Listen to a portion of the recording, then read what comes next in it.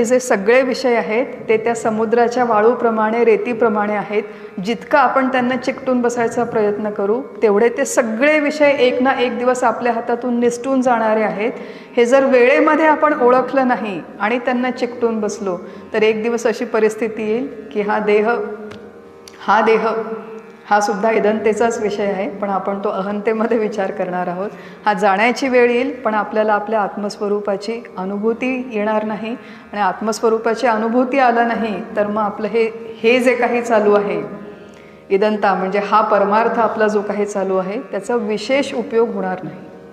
त्यामुळे आत्मानुभव येण्यासाठी सगळ्यात पहिल्यांदा हा विचार करायचा की आपले जे काही स्थूल आणि सूक्ष्म विषय, जिथे आपली गुंतवणूक आहे, जिथे आपण अडकून पडलेलो आहोत, ते सगळे आगमापायीन आहेत.